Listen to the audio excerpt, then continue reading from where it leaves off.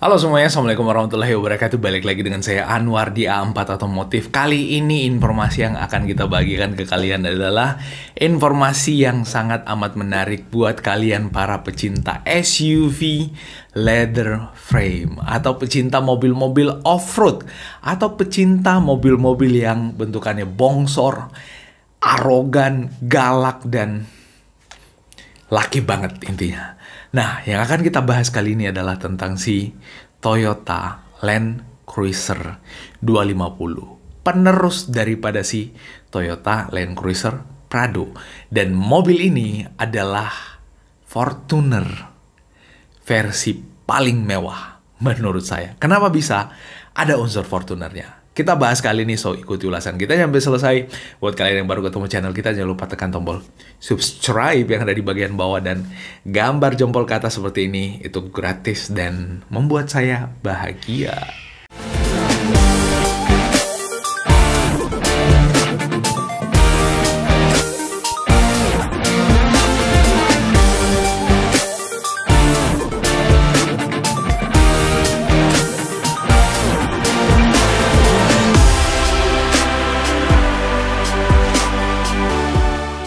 Nah, teman-teman semua, seperti yang saya sampaikan di opening tadi yang kita bahas, ini adalah Land Cruiser 250. Land Cruiser 300 itu udah duluan masuk ke Indonesia dengan bentukan yang lebih dewasa, lebih maskulin. Kalau ini lebih gagah, lebih kotak-kotak, lebih heavy duty kalau kita lihat. Dan ini adalah SUV leather frame juga. Nah, kalau kita lihat di gambar yang ada di layar kalian, ini ada dua versi untuk Land Cruiser 250 ini. Ada yang bentuk lampunya pipih di bagian depan, ada yang bentuk lampunya bulat. Menurut kalian, bagusan yang bulat-bulat lampu depannya apa yang pipih lampu depannya? Saya kok lebih suka yang bulat ini. Ini lebih kelihatan klasik ya. Mirip-mirip sama Land Rover Defender. Ya, harusnya memang menjadi pesaing Land Rover Defender. Kalau ini dia nggak ada kesan bulannya, bahkan bagian depannya lebih mengotak. Ini maybe memang sengaja untuk menyenggol dong si Land Rover Defender itu. Tapi cakep juga, khas juga, dan ini lebih mengotak kalau kita lihat bentukannya daripada si Land Rover Defender. Harusnya ini benar-benar bisa bersaing juga. Dan kalau kita lihat lebih dekat, ini ada lingkaran semacam setengah lingkaran. Kenapa nggak di fullin aja, dibulat ke atas ya? Dan di sini harusnya ada lampu seinnya, termasuk lampu fog lamp yang ada di bagian bawah. Dan untuk bagian depan yang mengotak ini membuat mobil kesannya lebih gagah ya, galak. Garis kotak vertikal ke bawah dari sini, horizontal ke sini, termasuk di bagian grillnya. Front under garnish-nya itu dibikin kotak-kotak semua, dan di bagian bonetnya itu dibikin kayak muscle atau otot di bagian atas, termasuk di bagian samping ini spionnya di finishing warna hitam, handle pintu finishing warna hitam juga. Lalu kemudian untuk bumper depan sampai ke over fender, sampai ke side skirt fender belakang, sampai ke bumper belakang di finishing dengan warna hitam doff. Itu yang membuat mobil jadi kelihatan lebih gagah, lebih maco, lebih ya memang lebih adventurer. Biasanya kalau dibikin finishing dengan doff kayak gitu ya, biasanya kalau kena stone chip itu nggak yang langsung kelihatan baret, jadi ya enak lah. Tapi sekali baret, aduh nggak bisa di repair bos, you mesti ganti. Konsekuensi. Nah, kalau kita lihat di bagian atas juga dilengkapi dengan roof rail, dan ini ya semacam kayak ada pemisah antara bagian parts atas untuk atapnya dengan bagian bawah. Tapi itu tipis banget untuk pemisahnya, dan kelihatan nggak lurus. Kenapa nggak dilurusin sama garis jendela aja ya? Tapi ya so far kayak gini udah keren, apalagi bannya ini dilengkapi dengan ban ya AT ya, all terrain ya, bukan yang MT, karena tapi bentukannya lumayan, kembangannya cukup tebal-tebal juga, kayak semacam ban MT yang udah tipis. Velgnya single tone dengan 6 baut pasnya di bagian samping, dan wah, garis-garis lurus mulai dari depan belakang, di bawah juga ini bentuknya mengotak, jadi kesannya maco banget. Dan ini untuk yang versi yang lampunya pipih. Jadi ada dua versi. Yang ini kalau nggak salah, yang lampunya pipih ini adalah versi yang paling mewahnya di antara Land Cruiser yang 250. Wow, kelihatan lebih elegan memang, dan kelihatan lebih mewah kalau kita lihat bentuknya. Tapi yang bulat itu kelihatan lebih maco dan lebih klasik. Wah, cakep ya. Cuman beda di bagian lampu depan aja sih sebenarnya. Di bagian lampunya ini untuk grillnya dengan front under garnish-nya dengan bumper depannya itu juga sama aja termasuk bonet di sini dan ini kelihatan nggak ada roof rail yang ada di atas. Hahaha.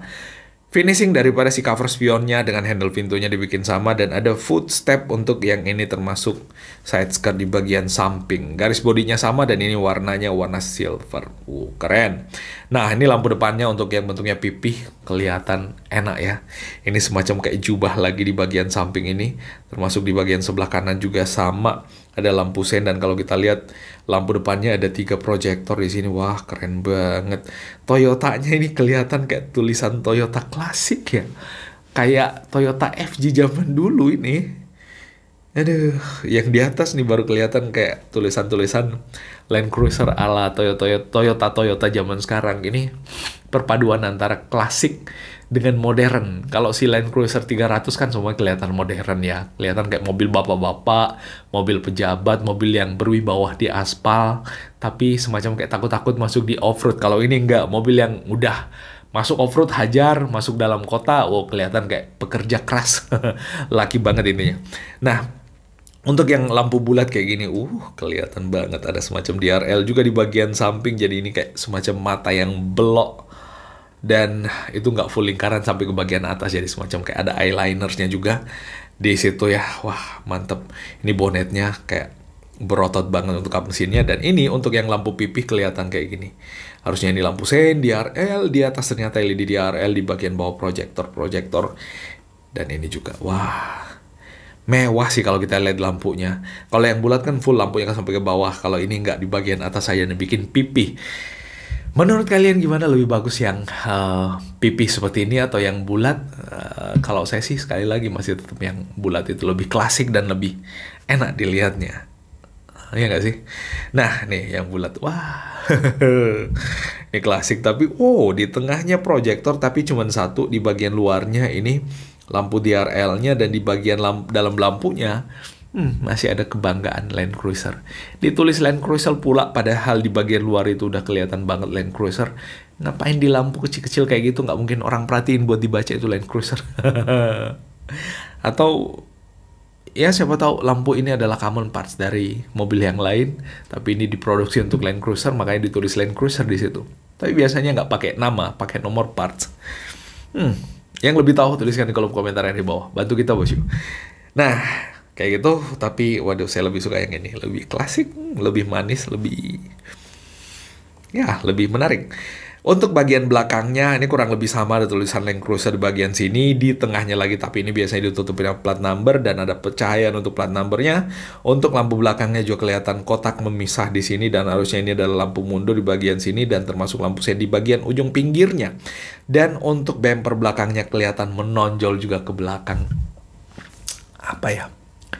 Bener-bener klasik ya, kayak model zaman dulu yang bumpernya itu memanjang ke belakang. Sekarang kan model-model mobil tuh bumpernya rata-rata di bagian belakang. Tapi ini juga nggak ada tempat buat naruh ban serep kondeknya. Ban serepnya posisinya ada di bawah sekarang. Dan ada towingnya juga. Dan ini bumper belakangnya kelihatan ada dudukan, ada di situ 4 titik ya. 1, 2, 4 titik untuk sensor belakang. Dan pastinya harusnya ada kamera mundurnya juga. Dan di sini ada wiper. Mantap. Dan ini dari sisi samping untuk yang lampu pipih kayak gini. Dan kalau kita lihat di sini ada roof rail ya. Yang tadi yang awal itu nggak ada roof rail. Velgnya selalu di finishing dengan warna hitam doff ya. Warna hitam doff kelihatan lebih kekar, memang kelihatan lebih gagah. Memang sih sebenarnya velg kalau dia pakai single tone menurut saya cocoknya dibikin atau finishing dengan warna hitam. Entah itu hitam glossy atau hitam doff, tetap lebih keren finishing warna hitam. Kalau velg single tone di finishing warna silver itu rada apa ya, kayak warna besi biasa kayak gitu. Kalau dibikin warna hitam kayak gini tuh finishingnya aja lebih gagah. Apalagi di bagian bawah untuk mobil ini dominan finishing warna hitam bagian sini, lalu kemudian fender bagian front under garnish finishing warna hitam, di bagian dagunya aja sini yang pakai warna gunmetal kurang lebih kayak gitu, warna grey. Keren. Ini adalah SUV impian ya buat para pencinta Land Cruiser. Kalau kalian ngerasa Fortuner terlalu biasa, Pajero terlalu biasa, Nissan Terra terlalu biasa, kalian mau yang lebih high class, udah ini. Ini adalah Fortuner versi paling mewah. Nah, ini sekali lagi untuk yang mata belok dengan warna silver, dan ini kelihatan nggak ada lagi roof rail yang ada di atas, beda dengan yang tadi. Lalu kemudian interior juga nggak kalah mewahnya untuk interiornya. Kita lihat lebih dekat.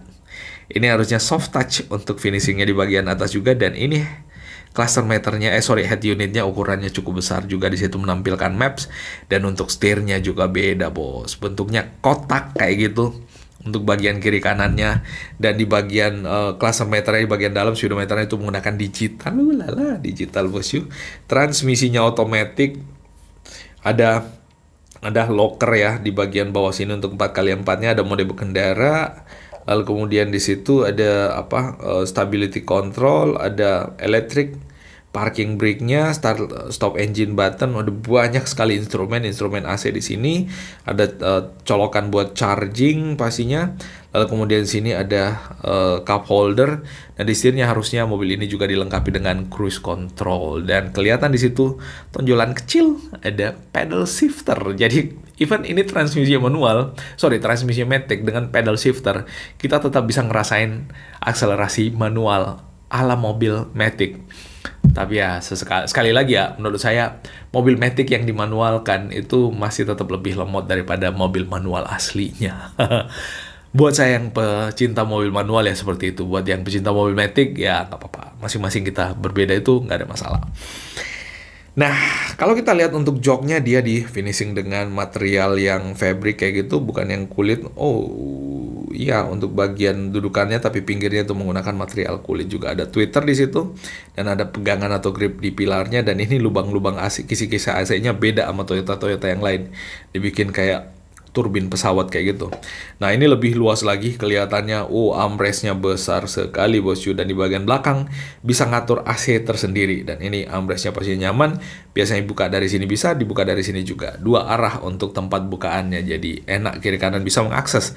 Untuk handle pintunya itu posisinya di atas, dudukan pintunya, sandaran dan dudukan tangan juga menggunakan material yang kulit, jadi harusnya nyaman banget tangan kita. Di sini finishing kulit juga. Dan untuk pengaturan spionnya dan lock pintunya itu adanya di bagian pintu sini. Wah, keren ya. Wih, cakep sih ya interiornya. Klasik-klasik modern juga kayak gitu. Bentuk yang lurus, garis-garis lurus kayak gitu, klasik dan modern. Nah, ini yang saya maksud tadi, cluster meternya atau head unitnya menggunakan digital, dan kalau kita lihat di situ ada tulisan adaptive cruise control. Mobil mahal, mobil mewah harusnya lengkap dengan fitur yang mewah pula. Adaptive Cruise Control itu bisa membuat kalian mengunci kecepatan mobil yang ada di depannya. Sehingga pada saat misalkan di tol kita malas nginjek gas, kita cuma pengen mengendalikan dari setir aja, ya udah tinggal dikunci kecepatan mobil yang ada di depannya, dan otomatis mobil itu akan menjaga jarak dan mengikuti kecepatan mobil yang ada di depannya. Itu fitur yang ya sudah mulai banyak dipakai di mobil-mobil sekarang. Makanya jangan heran, semakin mahal mobil harusnya fiturnya juga semakin banyak. Nah, balik lagi ke tampilan yang klasik ini. Waduh, ini adalah salah satu yang menurut saya sekali lagi yang paling saya sukai untuk tampilan mobil ini, dan ini merupakan sekali lagi Fortuner yang lebih mewah. By the way, kenapa saya bilang ini adalah Fortuner yang lebih mewah? Karena mobil ini itu menggunakan mesin 2700 cc bensin dan mesin 1 GD 2800 cc diesel yang sama persis seperti yang ada dipakai di Fortuner dengan tenaga 207 PS.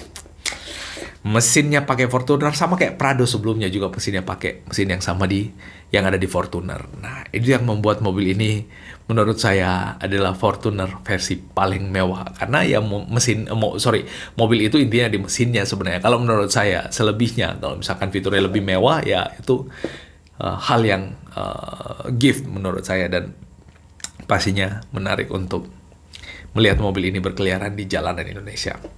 Nah, itu yang bisa kita share kali ini. Kalau ada yang keliru sekali lagi dan salah dari apa yang kita sampaikan, mohon dimaafkan dan tolong kita dikoreksi dan diluruskan dengan menuliskan yang benar di kolom komentar yang ada di bawah. Terima kasih dan wassalamualaikum warahmatullahi wabarakatuh. Bye-bye.